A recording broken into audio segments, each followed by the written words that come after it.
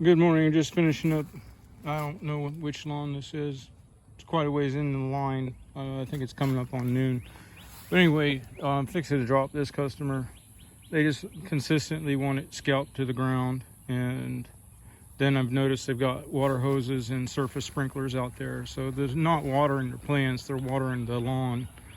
So it makes no sense to me to take moisture retentive proactive measures like the deep hard edging that they're requesting along the street surface and the driveway, and doing the double up cut to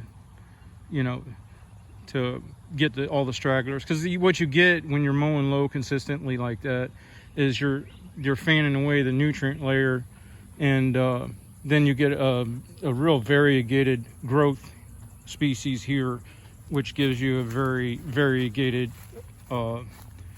growth rate. So it needs cutting all the time, and with the sparsity then you have ingrained into this lawn because of the care of it, they don't stand up for the cutting very well.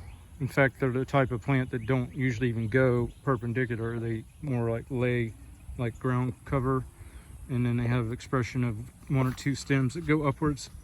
So anyway, and what they're doing is they're trying to encourage somebody to mow it low to wipe out their competition for resources, which would be the other nutrient bearing moisture retentive grasses that break down and recontribute to the fossil fuel layer through cellulose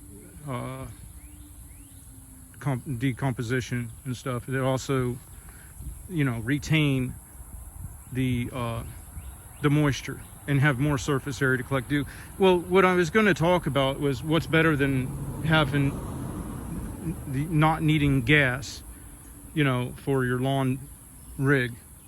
Well, I think the better thing is to burn gas. I mean, the lawns that I normally take care of, not this lawn, the ones that still have an ecosystem, that still have a canopy, they love the CO2 coming off of my mower. And they grow at a nice even rate, so you can go a longer period of time between cuts. Hang on just a second, we got a truck coming through here. So the plants I get with natural, no fertilization, no irrigation, they're with the taller cut, need less cutting because they're homogenized. You end up with homogenized species, and they need cutting less often because they grow at the same rate. So they can be 6-8 inches deep and it'll still be nice and flat across the top, and that's without irrigation, without fertilization. Contrast to this, it's they're using water that could be used for crop production. We wouldn't be eating fake foods that have to be engineered to use less water and grow in nutrient depleted soils, and we wouldn't be eating farm raised fish that have to be grown for our consumption because whole fisheries are wiped out when even this natural organic layer washes into the fields and streams. What's little that's left in Florida, Florida was a swamp, so it kind of, it gave its more than its yield to the fossil fuel layer, the oil layer, with the washing effect of a lot of it being underwater for a long period of time. So it was left with a very, very thin nutrient layer. And even if you're in areas where there's a thicker nutrient layer, just because you have it doesn't mean you should waste it. You shouldn't want it to be disrupted. You need to lock it in like nature's Velcro, a taller grass will do.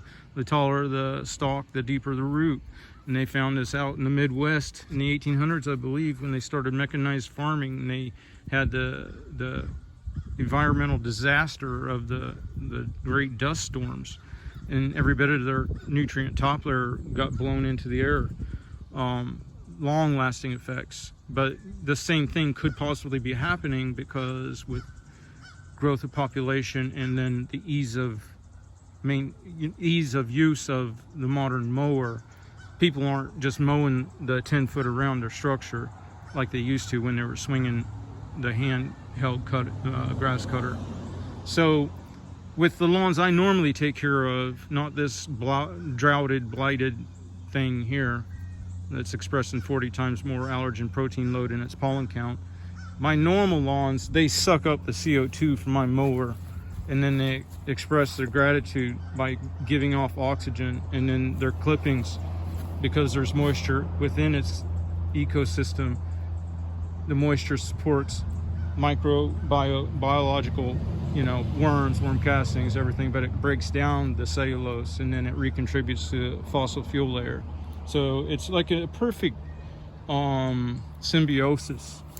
As humans, we have a waste product too, and fortunately for us, there's organisms out there that will utilize those. Otherwise, we'd be swimming in what right now. And for a while, we were part of a symbiosis and a willingness to live with our environment when we were willing to burn fossil fuels and contribute to this cycle that was beneficial. That's evidenced by satellite imagery of overall greening of the planet.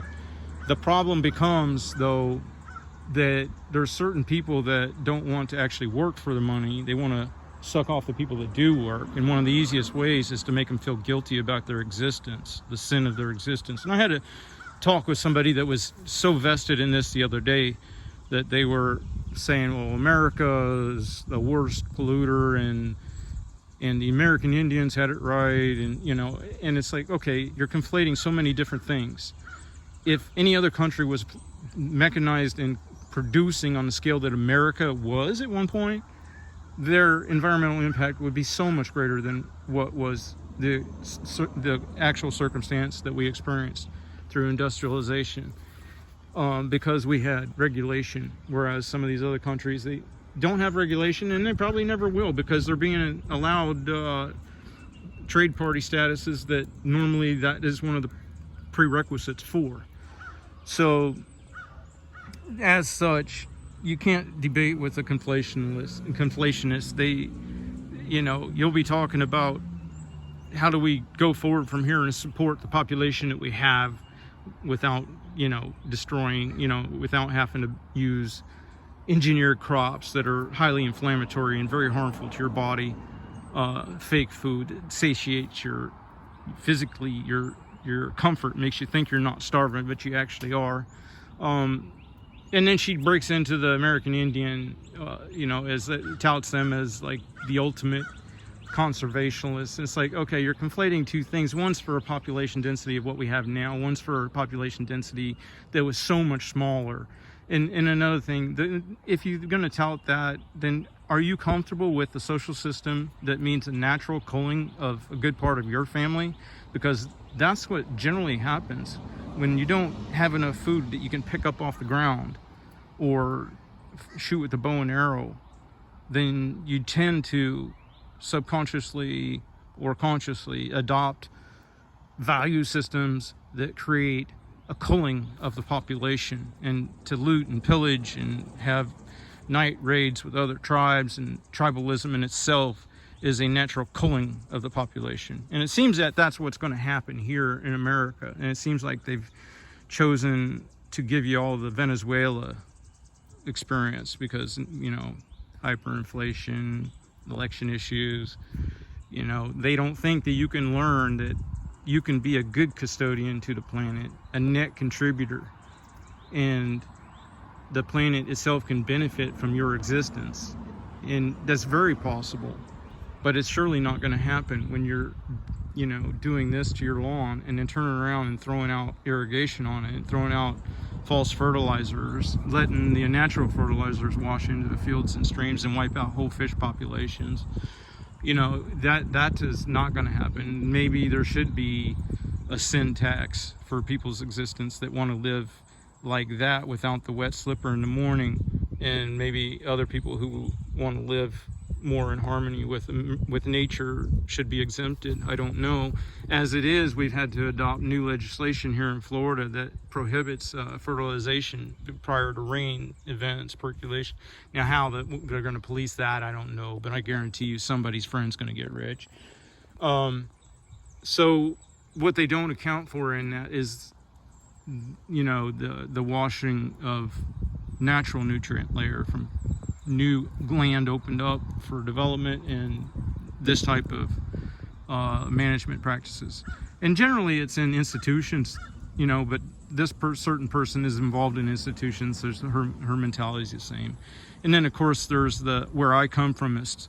The where I come fromists are, you know, from other countries or from up north where they have a completely different circumstances, and they're conflationists too, because they conflate what their experience is from where they come from with what the reality, the actual circumstance that is right before them, and they can't be pulled away from their false concept of where they came from and their experience set.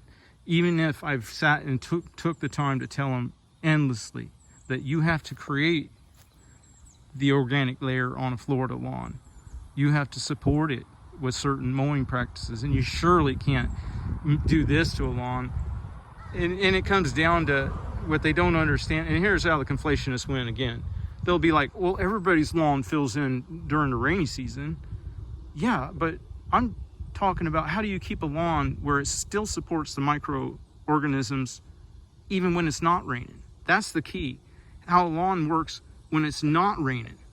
Because the lawn that works when it's not raining is the same lawn that's going to create next year's rainy season. You mow now for the weather that you want next year. Not climate, I'm not talking climate, but you can have an effect there too. Because the good news is that time does matter, and you can make a change and you can make a difference. If you want a rainy season, you need to have all these trillions and trillions of little plants here that are acting as photovoltaics. They're acting as oxygen pumps, and they're acting as environmental scrubbers to take off what is perceived to be, toxins like CO. Anyway, the point is, those trillions of plants, if they have the ability to retain moisture until there's a critical angle of the sun where there's a rush of evaporation, that'll trigger the precipitation that you're looking for. But what's not going to is a desert. When you've blighted this down to sand and not a single living plant can grow on it, then you've got nothing but bare sand spots and what can survive next to it, which is going to be some very piss poor weeds that aren't going to retain moisture long enough to break down any cellulose. They're not going to give off the evaporation that triggers the precipitation. And that's just like these guys they're not going to top off of mountains to build solar farms. That mountain created so much more BTUs of natural energy just by having a peak that was stuck up there and triggered precipitation, let alone the delta of temperatures from the warming of the side of the mountain that created the first beginnings of wind, or the head pressure that you get when you have water up higher than lower that causes the flow of streams and rivers. The plant growth that their pollen rides those thermals up the side of the mountain and creates new growth. And they think that the measly 10% that they get off of a solar array is anywhere comparable to the 100% of solar use that you get off of natural organics. Is just beyond belief that they could even equate the two. I mean, we know that the plants are absorbing all of the sun's energy, despite solar flares, despite cloud cover, despite everything. And the reason we know that is because our landscape doesn't look like Mars. So for every extra bit of solar radiation that's expressed through a sudden solar flare or anything, Mother Nature creates more plant life and cellulose across the whole globe. And it only takes a little bit when you're crossing the whole globe to absorb that additional solar radiation, convert it to beneficial plant cellulose, convert to oxygen. There's just absolutely no way. And then when you combine that blighting, you also released all of the organics on that mountain that were supposed to be slow release. You know what I mean? So now you've got a homogenation of topography, which gives you, instead of deep rivers and lakes and high mountains, you get swamp and desert.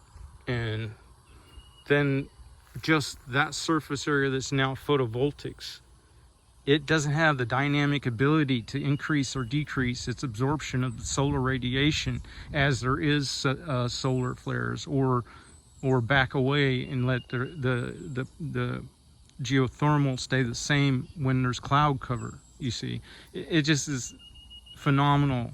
And then of course that conflationist I was talking to, she's like, but because she had panels on top of her roof, she was like, oh well, look, I got my roof, and that's a completely different scenario. I'm talking about one that's supposed to give on a mass scale compared to one where you're utilizing the surface area that you have under control for your own use. You can't equate the two, because the generation of power is with machinery that's not dynamic enough to make sudden increases and decreases on demand. So when you have sudden increases and decreases on demand coupled with fluctuations on the supply side, because now you're trying to rely on wind and solar, you got a recipe for disaster. And there's no battery that can store it. So with generation of electricity, generally speaking, it's either use it or shunt it to ground, which is tossing it. You can't store it on the scale that's necessary for grid support. So the solar panel topping a mountain off to build a solar farm, it's worse than the math they use to justify ethanol, where they're using X amount of gallons of water that could go to food crop production, X amount of gallons of diesel that was a higher energy density than the end product they were trying to create. But it goes to what they will do. They knew the math. They knew that it wasn't going to work. And then through the process of all that, because there's less water for crops, there's less nutrients in the ground for crops, then they give us the fake food that is highly inflammatory and kills us. And you know, they knew the math was wrong. They know the math is wrong on a solar farm. It's just the kickbackers. You know, they want kickbacks, and they don't care what they sell under, what they destroy, as long as they can put up a solution to a perceived problem, and they can use conflationists to control the media and make you think that it's a sin to exist and somehow you have a negative impact on the planet. You're never going to get any real effective change until you can beat these conflationists. You got to beat conflation, because they're going to use every tool. I started writing about this. They're going to use every tool, and I don't have a whole lot written about this. I'm not anybody that knows anything. I just, you know, saying how I see it. But you know, their weapons are the stir confusion when faced with the facts that go against their talking points or their position. They just throw in things that make no sense. Like that lady, all of a sudden she brought up the shipping industry. I agree, shipping industry is doing horrific things in the ocean. They should be held to account, like, immediately. But it has nothing to do with whether or not solar panels are the way to go and electric vehicles and stuff are a way to go. Then they use false equivalency. You know, like they'll say, well, my lawn up north, I can mow it to the ground and it's still green the next week, and you know, there's no problem mowing this to the ground. This does nothing negative here. Well, it's not true. There's lots of other false equivalencies, like protests, one in demonstration supporting enforcement of the law versus one that's a protest and demonstration that they want to be exempted from having to follow the law. You see that there's a false equivalency there. Somehow, I don't see how that's something you can... And then, of course, they have selective causation, where if there's circumstances that involve multiple factors, the conflationists will always fault the factor that best suits support of their position, when the absence of other factors would equally negate the negative outcome. And then I was going to put an example, like, well, I couldn't think of anything at the time, but, you know, like if you're going to make some fertilizer with ammonia, then maybe it's, I don't know the formulation or whatnot, but to blame the fertilizer when, you know, without the fertilizer, the percussive effect of the mixture is you know, you could take away either the ammonium nitrate or you could take away the fertilizer, either one, and you don't have the negative outcome. Okay, but if it's the fertilizer or the ammonium nitrate that they don't like, then they'll pick that one and say it's the problem, and it could be, you know, it's just ridiculous. And they'll just do this long enough to mix you up on what you know to be true, and really, when it comes down to debate and stuff like that, it's not about winning, because most people are set in their position. It's about the third party that's listening, and a conflation list, somebody who conflates two different things. You know, if they've had any experience with it, they've been successful, then, you know, they're going to be able to use those. So you got to figure out how to handle that. You know, you can do it a little bit with wordsmithing. Like, I had an example in mind earlier, but I can't think of it now. You know, but you use multiple dynamic sentence structure so that it's not something, you don't just say, oh, you lie. You know, you say, well, that's not germane to the topic or something. You know what I mean? You can use that a little bit because it throws them off. They're used to arguing with people that don't have sentence structure, that they have to think about two things coupled together instead of a singular of, like, you're lying. You can't use the 2-year-old mentality to argue with a conflationist. So anyway, forgot all about what I was talking about originally until now. I got up on this next yard and waiting for the customer to tell me if this is the one or the other property that they sometimes send me to. But anyway, what's better than, the end of the story is that what's better than no gas for my lawn rig is using gas. I mean, it's part of the cycle. The most harmful. Now on an individual scale, I support electric. I always have, because my position on that was partly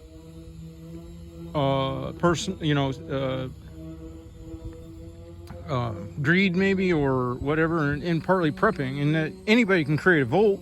There's 100,000 ways to create a volt in your backyard with relatively zero overhead.